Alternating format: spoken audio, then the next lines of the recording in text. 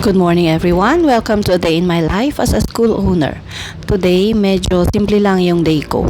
Mostly nakaupo ako pero promise kahit sitting day, pag school owner ka, it's very busy.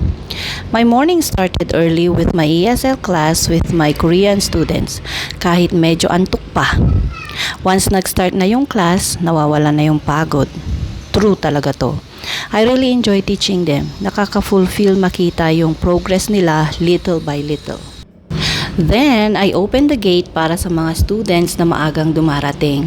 I like the quiet moment.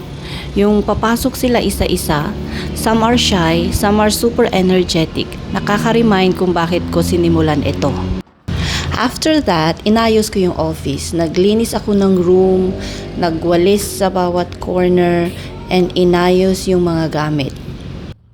Ito yung task na hindi ko siya pwedeng hindi gawin every day, every morning. Kailangan kong gawin to kasi many people enters the office. Ang problema nga lang kasi meron akong anakis na tapon dito, tapon doon. I also separated yung trash namin para maitapon later. Being a school owner doesn't mean na puro utos lang. Minsan ikaw din ang cleaner or organizer, lahat na. And honestly, okay lang. Parte to ng pag-build ng school from scratch. After that, of course, kailangan ko ding alagaan ang aking sarili. So in between, nag-skincare muna tayo. Naligo nagpalit ng damit. Kahit saglit lang, self-care pa rin. Kahit busy, kailangan pa rin alagaan ang sarili natin. After that, nag-prepare ako ng candies na itatapon during the fiesta parade ng municipality. Grabe ito. Ang tagal gawin ito. Ang tagal ding matapos kasi ang dami-daming candies. Nakakapagod mang i-prepare ng madaming candies pero iniisip ko na lang yung excitement ng mga bata during the parade. And isa pa, this is also for advertisement of the school. That's the main purpose actually. Worth it pa rin. Kahit na ilang days, ilang oras na ako nakaupo dyan, yan lang ang ginagawa ko while attending to the teachers, to the students, to your anakis, kung kailangan ka nila. O yan, di ba? Hindi talaga natatapos. Grabe, ang tagal kong ginawa yan. Tinulungan na rin ako ni husband to do that, to finish it. Pero hindi pa rin ako tapos. Gagawin ko pa din yan ng ilang araw. Siguro 5 days more para mas madami kaming maitapon for the children.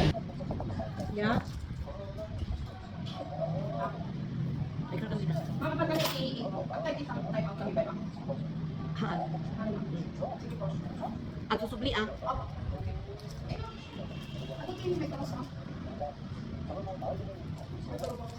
Katurog, tsaka mo ayan na. Ay, ang musa, right.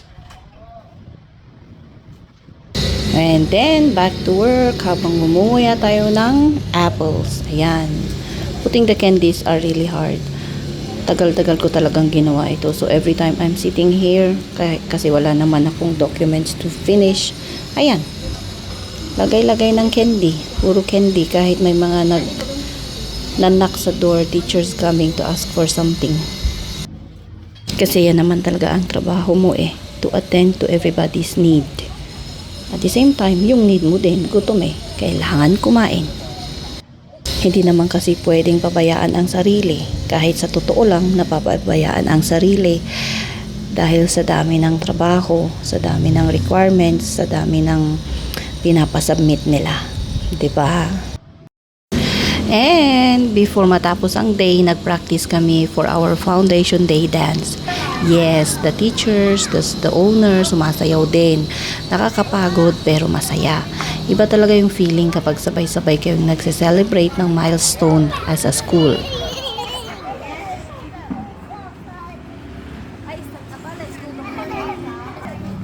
Some days are simple, some days are tiring, but every day my purpose.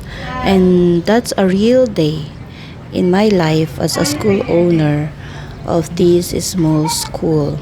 And pasensya na po kayo kasi pati ako, I had to blur my face or else makikita nyo lahat yung mga face ng mga bata. Hindi naman pwede. Hindi ako marunong mag-edit kung paanong hindi isali ang aking face.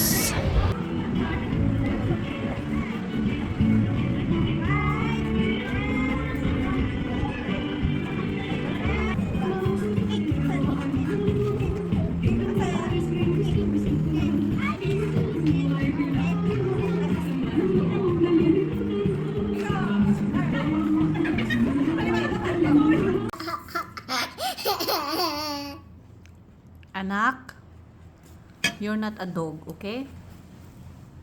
Okay, so you don't eat like that. You put all in your mouth. Oh! No. No? Oh, no.